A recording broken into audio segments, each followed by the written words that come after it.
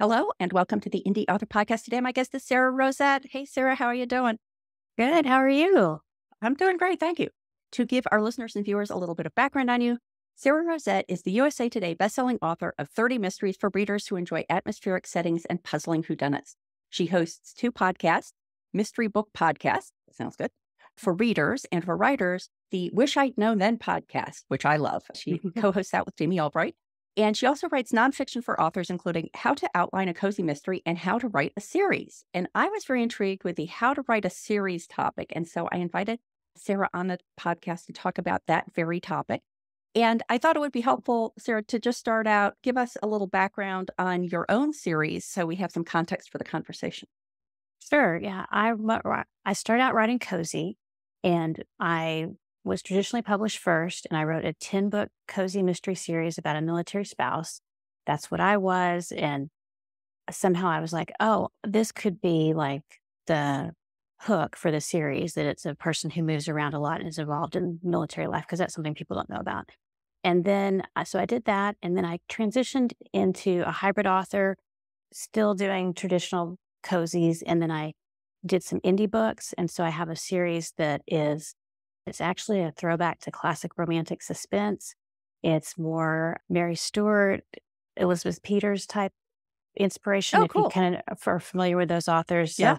and it's like travel, mystery, intrigue, some murder, some not, art, death. It's like all this stuff that I just love. And it was kind of like my books that I just didn't fit any particular place, and I wrote them. And so they're cozy-ish, but not cozy. They have mysteries, but they're not straight mysteries. So like they don't fit anywhere. It's my first foray into indie publishing. And then I thought, I might do better if I just wrote a straight cozy as an indie author. So then I wrote a series about a location scout who's working in England trying to find locations for a Jane Austen adaptation. So it's a modern mystery set in England, and I got to indulge all my Jane Austen fan country house. Oh, I love this country house. I want to go here and see this. And so I got to indulge all that, and that did well. And then I was like really reading a lot of 1920s and 1930s golden age mysteries. And I thought I would really like to write a book or a series set in that time period. So I took that same location, that series that I had done about the location scout in England. And I was like, it mostly takes place around a little village that I created called Netherwoodsmore. And I was like, what if I just take that village and go back to the 1920s and set a series in that village in the past? And so that's my High Society Lady Detective series. So that's by far the most popular series that I have. And so I'm continuing to write that. The other 2, I've kind of tapered off, and I'm not writing novels in them. I might write short stories or, do some kind of special thing with the other series. But basically right now I'm a 1920s country house mystery person. Oh, my goodness. We have hours and hours worth of conversation to have here. We'll have to try to control ourselves. So the one you said had some murder, some not. Is that a series, or was that a series, or were those standalones? I originally I thought, okay, this will be a trilogy. It'll be 3 books. And I wrote those 3 books. And it's one of those series that once it finds its reader, the readers are super passionate about it, but it doesn't have a really big audience. But the readers who love it really love it. And so they were emailing me, can you write more? And I was like, okay, I could do another book. And so I wrote another book. And we may talk about this later about extending a series, because when I got to the end of that book 4, I was like, oh, I had an idea for how I could keep the series going in a new story arc kind of thing. The first story arc was complete in the first 3 books. Book 4 is a transition. And then I continued the series for a couple more books because I found a new thing that my character could explore. So that turned into a longer series than I planned. That's really interesting, and something, I don't know if this is just like a one-shot answer or something that maybe we can, as you had mentioned, thread through the rest of our conversation, is that idea that some murder, some not. I was just at a book club where they were reading for my Ann Kinnear suspense novel, The Falcon and the Owl, and it's the first one that has a whodunit aspect, but there's a murder right at the beginning, and the whodunit is not the murder at the beginning. It's a death that it's not apparent that it's a murder until later. Spoiler alert, later in the story. And we had this whole conversation, as I often do on this podcast, about the trickiness of having a series that has consistency, like characters and like tone and theme and things like that, but not consistency in the sense of, is it a whodunit or not? Right. And so Where's the dead body? Yeah, where's the dead body? I'd be curious, as we're talking, to talk about like how consistent does one have to be through the series and those kinds of things. Any initial thoughts about that? Well, I think that like I'm always very clear in my mysteries, the ones that are like whodunits. Like it's a murder, and you're going to get this cast of suspects and this. So I hope that readers going in know that those are definitely have a whodunit, and that's the type of story it is. With these other ones, I tried to convey in the blurb and the cover that they're not cozy, but they have elements of mystery and intrigue in them. And some of the books do have a murder, but not every one. So it's that the murder isn't the main focus. It's like the main focus is in the beginning, it's like she's trying to find her ex who has disappeared, and she's involved kind of in this more conspiracy type thing and that's more the plot. That's the major plot line. So hopefully like the cover and the blurb and like how the book starts kind of convey this isn't a whodunit, but it is tricky because I don't feel like there's a really good category that you can put those in, because they do have mystery. So you put them in mystery. So it makes it hard to distinguish. And yeah, I think the blurb and the cover and hopefully your opening chapters kind of give that sense to the reader that it's not just a whodunit. It's more suspense, possibly with intrigue and travel. And to me, like there are more travel cozies now, but because that one has travel and international settings, I think people realize, oh, this may not be small town cozy, you know? Yeah. Very interesting. So in your book, How to Write a Series, you talk about 3 basic types of series. So what are those?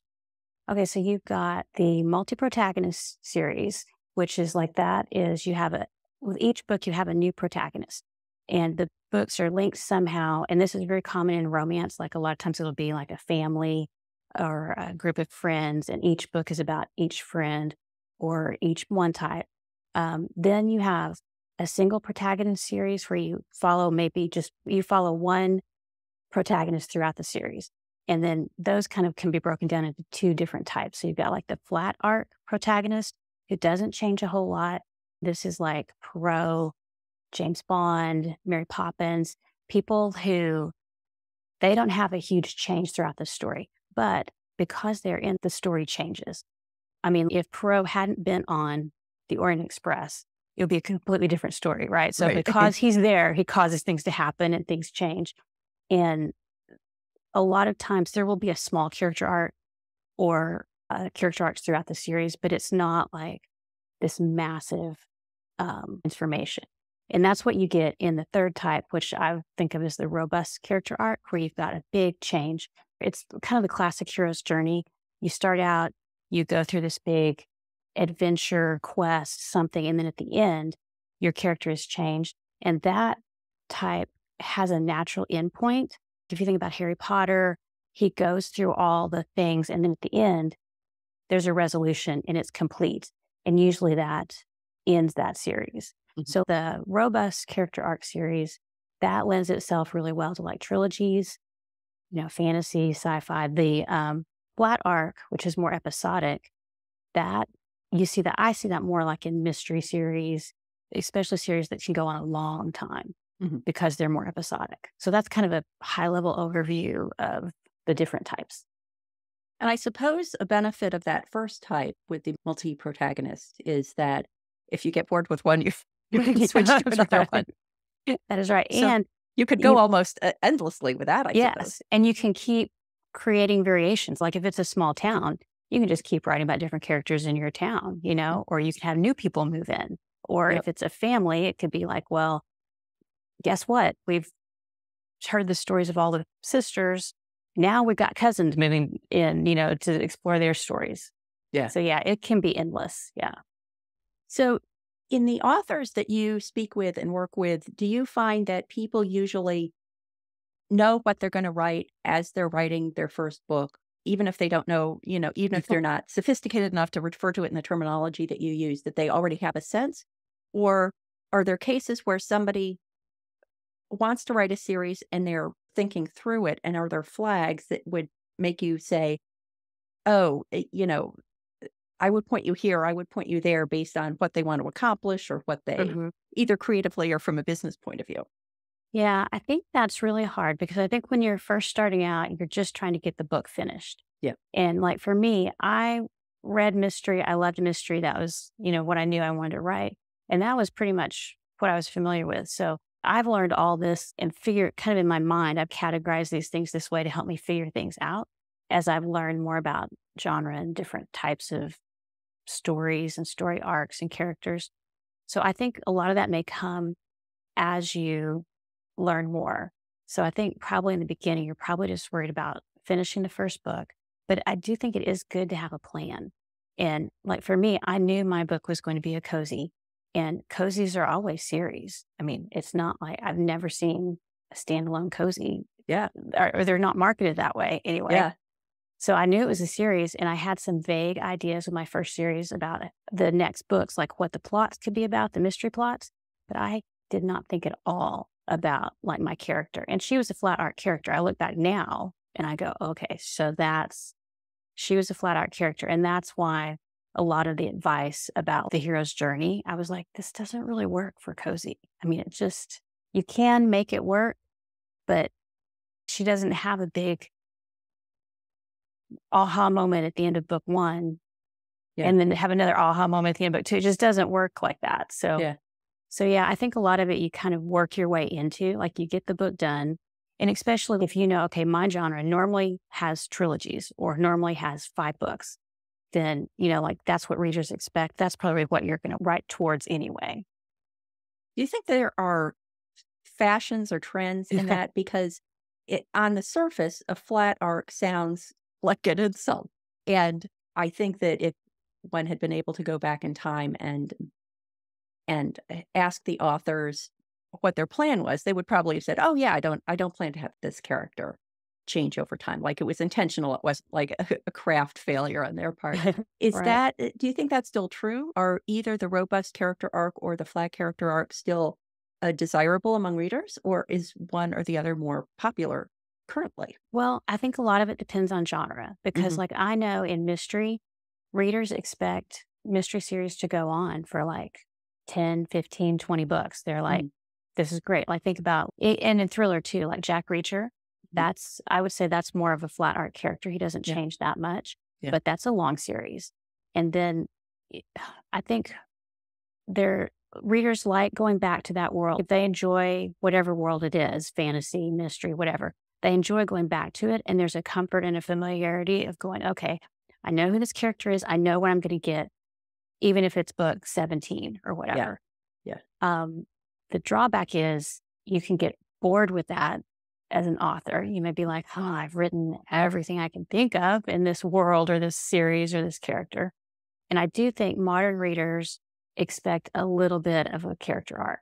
Like I was reading the books from the 20s and 30s, those mysteries, and basically those were puzzle mysteries. And you didn't really learn a whole lot about the sleuths, their personal life, just little tidbits here and there, but it wasn't like they didn't change and grow that much. It was more like, here's a mystery. Can you solve it? And I feel like readers want more than that now. They want something extra. They need a little bit more. They still want the good puzzle, like in my genre, they want the good puzzle, but they want a little bit extra, even if it's an episodic series. And I think the through line for your episodic series, your flat arc, is really what's happening in the main character's life and all the subplots that are going on, all the other relationships. People get invested in those heavily. Yeah. Well, I would think that if you're writing more of a flat arc series, then you have to rely more heavily on the other characters, not the secondary characters, but whoever are kind of the co-protagonists the of cast, that particular right? book. The cast, yeah, exactly. Because like I maybe I shouldn't admit this, but my only exposure to Jack Reacher is I watched one of the TV shows. And I was really more interested in the characters that were surrounding Jack Reacher than I was in the Jack Reacher character himself, which I thought was very interesting. Now, I'll see if I get angry emails about this, but I was really not compelled by the Jack Reacher character. And then somehow I happened upon an interview with the actor who played him, and he was very engaging and entertaining. It seemed like the kind of guy you'd want to go out to a bar for a beer with. Yeah. And I thought, man, I would have liked it a lot better if more of that had come through in the characterization. But then I said that to someone who's more familiar with books, and they said, well, yeah, but that really wouldn't be true to the books then. Like, that's not the kind of character he is. So, yeah, but I was relying on what was going on with the other characters more so Right. to retain my interest in the show. Yeah. And I think that happens. I mean, we're like the flat art character that's like compelling and you're interested in that. Hopefully you're interested in what's going on with them. But then all the other things that are going on in the world around them, that's the thread that's going to pull people through, I think, because if you're not ready to find out what happens to Perot or, Mary Poppins, you want to know what's going on in the family or the relationship. And a lot of times the flat art characters, like if they have an antagonist, sometimes the antagonist is way more interesting than the protagonist. You think about James Bond and the villains, those are the fun ones that you're like, oh, this is interesting. What's going on here? That's sometimes the antagonist can almost overshadow the protagonist in some ways, like Moriarty and Holmes, that Moriarty is fascinating, Holmes is fascinating too, but you're interested in Moriarty as well, Yeah. Well, it does seem as if I'm relying on unreliable memory a little bit for this, that Holmes was fascinating right from the get-go because of his idiosyncrasies. And then after a while, that he's going to do whatever the things that Holmes does, but then Moriarty gets added to the mix. And so I wonder if Conan Doyle was doing that because he was kind of tired of leaning on Holmes's idiosyncrasies in order to keep it interesting. And so he's throwing in this new person to kind of shake things up. Yeah. And that's a great way to keep things fresh as you bring in somebody new, you bring in some different variable, because like after a couple of books, you kind of know what your character, like your flat art character, you kind of know what their reactions are going to be and their quirky little habits that are entertaining, but you still, after 6 books, 7 books, 3 books, maybe you're ready for something new as a writer and a reader. Yeah. Well, that's kind of a nice lead into one of the other things I wanted to talk about, which was extending your series beyond your original plan. So I guess some of this also goes back to the character arc. Let's say you've started out and you think you're going to have 3 books, and then you and the readers continue to be interested, so you're extending it. But now maybe you have to not only adjust your idea for additional books, but also the art. Can you talk a little bit about extending your series beyond the original plan? Yeah. So if you have a plan and you're like that series I had, the first three books were like a quest. Could she figure out what had happened and unravel this conspiracy? So when that was done, and they were called On the Run. And I was like, okay, if I'm going to extend this, I can't have them being on the run indefinitely. That's just crazy. So I had to figure out something else. So sometimes you have to tie off one arc and then come up with something new. So with that series, I was like, okay, what if she went to work for somebody and she gets involved in like art recovery? And so it's an entrepreneurial arc after that. It's like, can she get the job? Can she solve her first case? And so that's like the next arc. So sometimes you have to figure out, maybe like your character retires, and then what are they going to do in retirement? Maybe they're a retired, I don't know, police detective, or I don't know, magician or something. I don't know. And then they have to figure out what's going to happen next. So if you have a transition point, you can maybe find that a new jumping off storyline from that. There's a new challenge. Somehow, maybe there's a new rival, competition. Something happens that gives you a new mix of challenges. Maybe they have a backstory you haven't explored, or maybe one of the side characters has a backstory that somehow your character is involved in, and it's a quest, like at the end instead of the beginning, like my book. So you can just, I think you take your world you have and you go, what have I not explored in here? And if it's a town, are there people in the town? Are there locations that you haven't delved into? Like for my 1920s, I've written a lot of the series is set in different country homes in England. And the most recent one, book 8, I take her to Europe. She goes to Switzerland in the winter, goes to see the Alps, St. Moritz and all that. So this is like a whole new area to explore, which will keep you interested as well as the reader, hopefully. Yeah. It would be interesting or important, I guess, to track what about the series your characters really like, because I'm thinking of, Conan Doyle tried killing Holmes because he was so tired of it. So that's kind And of that was a extreme. no-go. That was a no-go. But whoops. But I can imagine he might have said, oh, I'm so bored with this. I'm going to mix things up. I'm going to have Watson, move to the country, and I'm going to give Holmes a new partner. Yeah. And if people were reading that series in part because they loved Watson, then that was going to be unsuccessful. And so those things that are both, I think this applies to both extending a series, but also addressing that situation where you yourself are becoming bored with it, understanding what you can change or what you can extend that isn't going to violate the contract that you've implicitly made with your readers. How do you assess those kinds of considerations? Well, for me, whenever I think about it, like I know that my readers are reading most of my books because they like the character, they like the setting, and they like the supporting cast.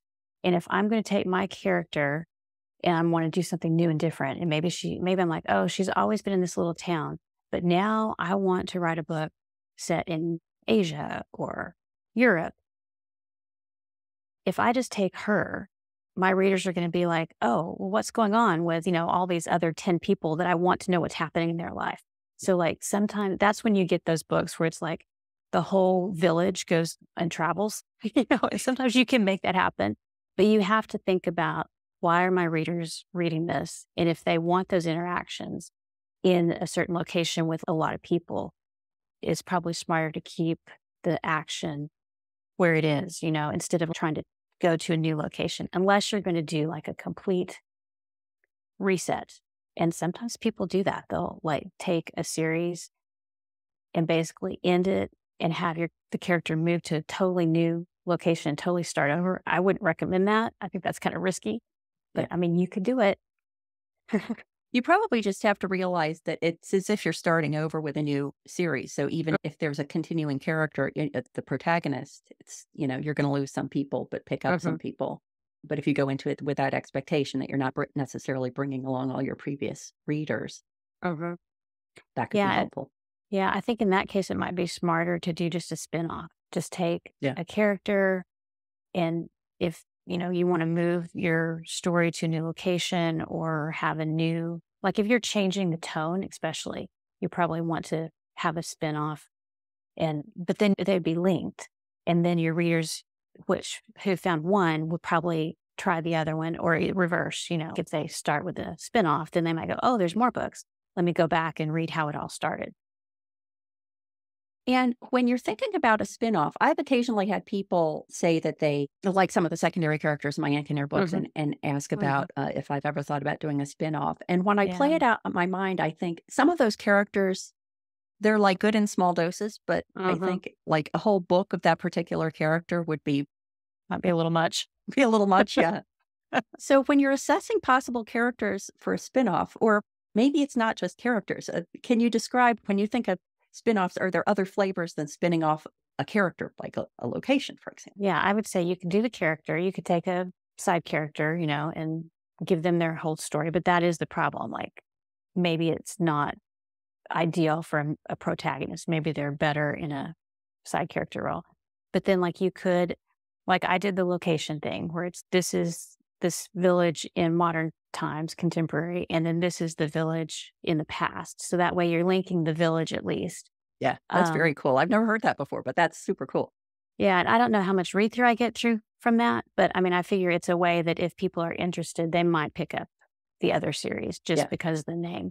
Other ways you could link or spin off would be, like I would think this might work in romance. Like maybe you would have a shop or a store, and you would have different, or a hotel, they do that a lot. Like you have different stories with different people checking in and out, Yeah. like you could do The something Love like Boat. that.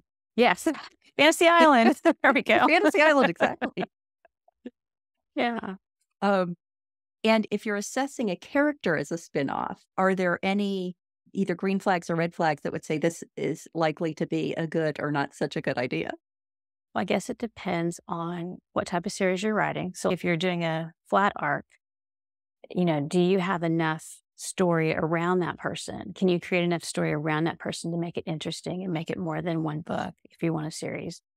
And if it's a robust character, like what characteristics, what change are they going to go through that's going to make it compelling, that readers will want to read? Because I do know what you're saying. Like some of those characters are so fun to write as like the comic relief or whatever, but then can you sustain a whole book or a whole series with them being the comic relief? And then are you going to bring in somebody else to be the straight man? Like you have to kind of think through these things down the line. And can you do that for 3, 4, 5 books? Just a quick break from the interview. Are you getting value from the podcast? Please consider supporting it and all the work I do at the Indy Author by becoming a patron. To pledge a monthly contribution, go to patreon.com/the Indy Author, or to make an occasional contribution, perhaps to indicate the value that a specific episode or resource provided to you on your creative voyage, scroll to the bottom of any page at theindyauthor.com and click Buy Me a Coffee. And now, back to the interview.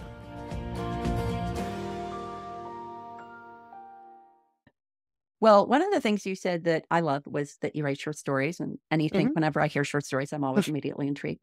And I think that's a great way to explore that. So one of the characters that people often say they would like to see in a spinoff is named Garrick Manser. He's in the Ann Kinnear novels. And basically he's in there to be both Anne's mentor in the early books and then her kind of both colleague and competitor in later books.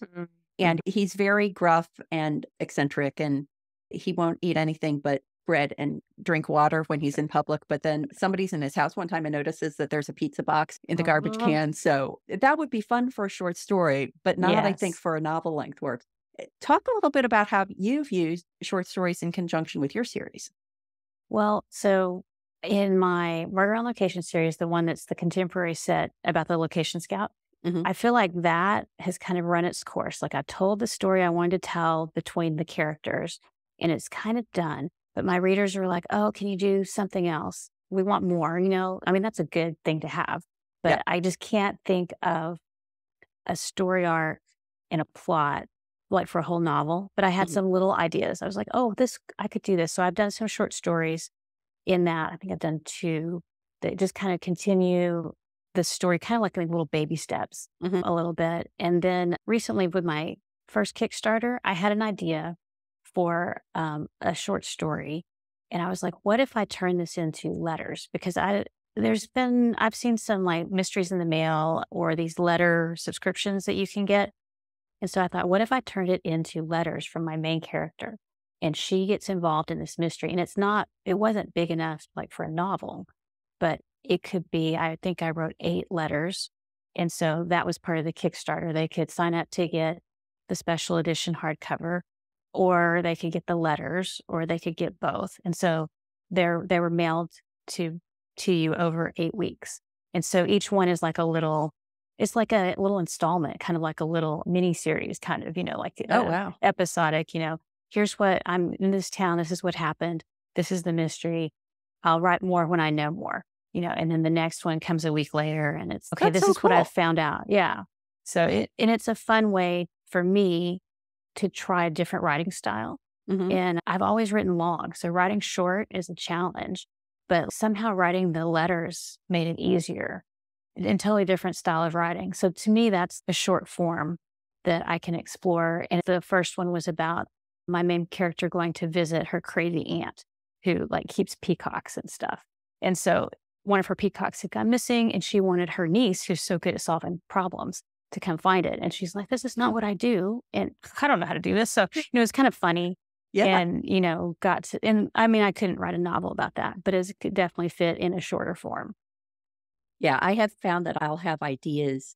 Like sometimes and I'm realizing that I think the difference is I'll get interested in not in something that's thematic, but something that's just topical. maybe is the opposite. Yeah. So the example I always use is in 2019, I went on a cruise with my husband and some friends, and we cruised around the Hawaiian Islands. And then we cruised from Hawaii to Vancouver. And I got, as is, I guess, a professional hazard as a writer, I got fascinated with the idea of what happens if somebody goes overboard. And so I wanted to write a story about what happens if somebody goes overboard, but I didn't want to hang a whole novel off it. Yeah. And so I wrote a short story called Sea of Troubles about that, just like 4,000 or 5,000 words, maybe 6,000 words about exploring that. Yeah. But it was a topic, not a theme. Whereas when I'm thinking of the novel length works, it's more like, how does someone balance privacy and celebrity? Or how does somebody recover from the guilt they feel about an act in their past? So those are more thematic, not topical.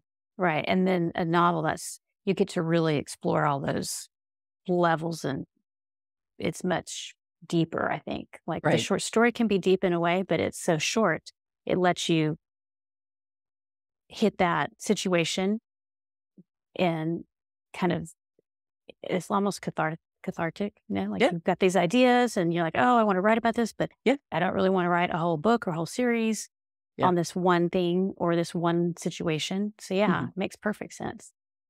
And sort of to loop back to the whole spinoff idea, a short story can be nice because you could experiment with a character.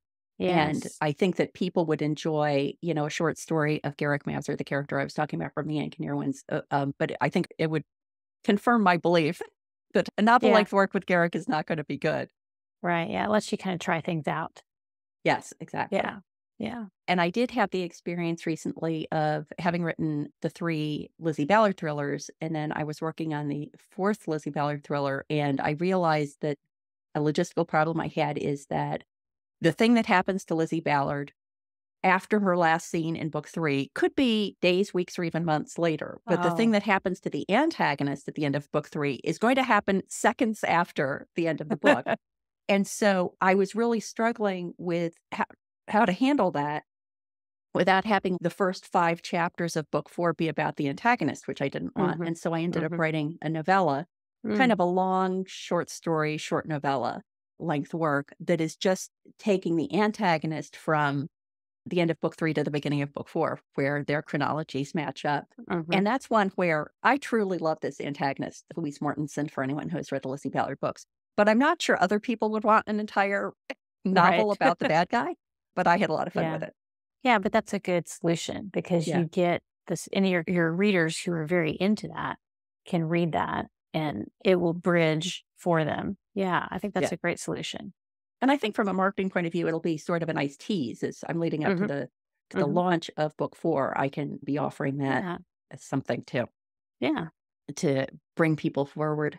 One of the other things you address in your book is how do you deal with the problems that result from being locked into a story world? And I think we probably kind of talked about this a little bit about, expanding things in a way that's going to be interesting for you. Any other tips there that we haven't hit yet? Well, for me, I'm a high input person. So if I can just find something that's related to the story world, so like the Jane Austen Country House Location Scout, if I can just find a book about a location scout or about country houses and just start reading it, or, watch a documentary or something, I will get ideas from that. The same thing with the 1920s. If I read some biographies, if I read about, something that happened, during that time period, like how they traveled, and that will fire ideas for me. So that may be something that would help other people. For me, and maybe look at a theme and say, okay, so this first part of the series is about X. What else can we explore? So maybe maybe you had a very strong romantic subplot in the beginning, and now you want to transition to something else. You just kind of have to think about, it could be something, it could be like revenge, like something happens and you explore the possibility of revenge or the push-pull of, do I want revenge? Will revenge help? Like things like that. I'm a murder mystery person, so of course I go to revenge and dark things like that. But it could be anything, so sometimes it's like maybe a theme could help you figure out, something else you could explore. Yeah, I think even rereading your old books can help because I'm realizing that a way this has played out for me is that Anne Kinnear is a woman who can communicate with the dead. And I mentioned in book 1 that her parents both died in a car crash when she was in college, to sort of emphasize the fact that it's her and her brother. She has at the beginning, she has a very insular world. It's basically her brother, and her brother's husband. And I didn't want her to have parents or other kind of support structure beyond that. But then I was working on, I don't know, book 6 or something like that.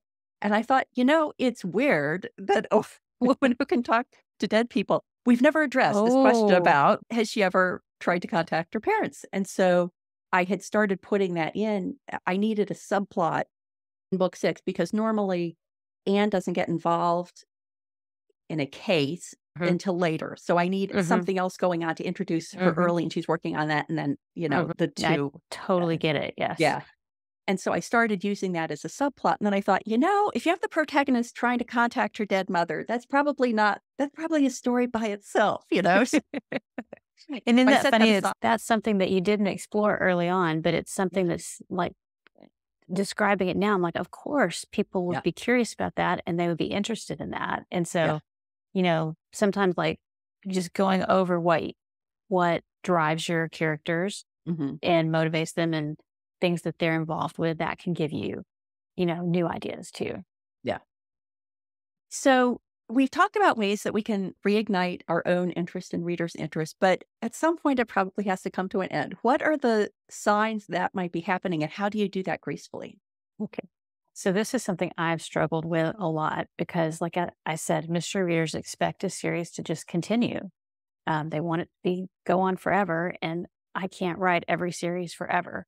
So for me, I thought, if I become bored with the characters, if you're bored and you're like, if you don't want to write the books, if you don't want to go back to those characters, then that might be a sign that it's time to wrap things up. If you're out of ideas on how to make it interesting, if you're like, okay, I've written about all the stuff I want to write about this character. I heard one author one time say she knew she was out of ideas when she was writing the amnesia book. She was like, okay, if I'm going to amnesia, then basically it's time to end this thing. And I was like, okay, then it's kind of, it was all a dream. Yeah, that's right. right. You have to say that, then it's time to call it quits. Yeah. And then I feel like if there's no more potential for character growth, even in your flat art characters, usually you've got some challenges, some small things that are happening. And if you're kind of reached the end of what you want to write about or what you can explore with that character, then, it's probably time to move on. And for me, I was very worried about how my readers would react. And so there's like how will readers react? And then there's like, how will it impact my writing, like my income? Because if you have a workhorse series that, if I release a book, I'll make this much money, that can be stressful to decide to end that. So there's a lot of anxiety around it that I don't think people really talk about. So what I did was I've done 2 different things. One time I just kind of quietly stepped away and just didn't really mention the series and started emphasizing my other series. And then another time I said, hey, this series is ending. And I think for me that was better because my readers weren't constantly going, oh, what, is there more? So I just said, this series is done. I pretty much told the story I want to tell.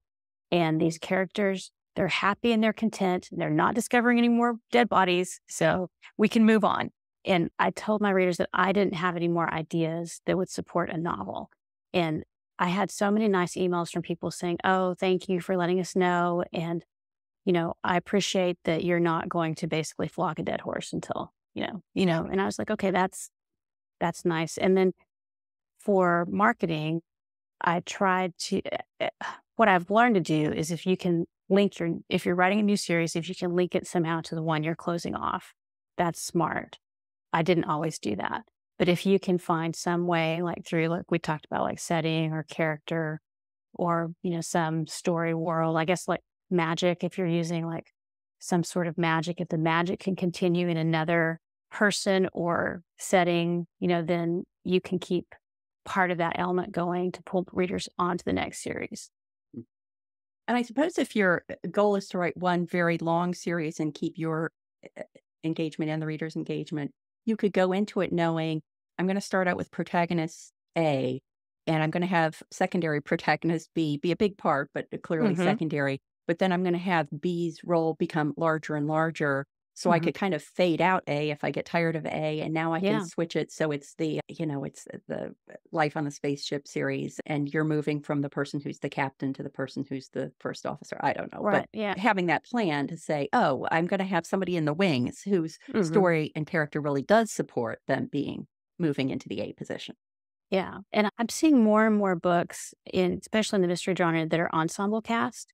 And Hmm. I think that would be a way you could maybe start out with their focus on one character, but you have, 4 or 5 other characters that your readers are just as interested in. And, Yeah. like you can they can wax and wane as the story goes or as the series goes, and you can highlight somebody's story in maybe book 3 or book 7 that didn't have as big a role in book 1. And that can give you different, it can just keep you interested and the readers interested too.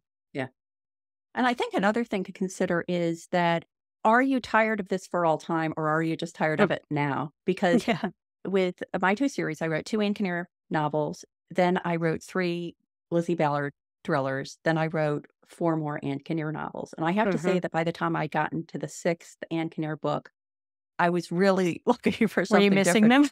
them? Well, I was missing the Lizzie characters. Yeah. Yeah. And part of it was that I was missing the characters because they do become like your friends. And part of it too was that I realized that my books had gotten I don't really want to use the word cozier, but cozier and cozier, hmm shading toward the cozy end more with each book. hmm And I was really looking forward to writing some kick-ass fight scenes and letting people get stabbed and things like that. And I thought, I just need to switch back to Lizzie because Yeah. her world is a little more action-packed. Yeah. And I needed that as a refresher. And I have I'm going to be going back to the Ann Care books, but if you have something you can switch to, if you can leave one series hmm at a satisfying point, but open so that if you want to go hmm back to it, you can, and then switch to something else, and then you might go back to it refreshed. And I think, as you were saying, letting your readers know kind of what's going on, because I think they appreciate that. They not only hmm appreciate that you're taking the time to let them know that, but they kind of enjoy the glimpse behind the scenes of what's going on in hmm a writer's mind and in a writer's life. Yeah. Yeah. And I think there's a lot to be said for, like you're talking about, switching tones and stuff, like almost like a palate cleanser. Okay, I'm going to have this one. I'm going to leave it open in case I want to come back to it, but it's on hiatus right now.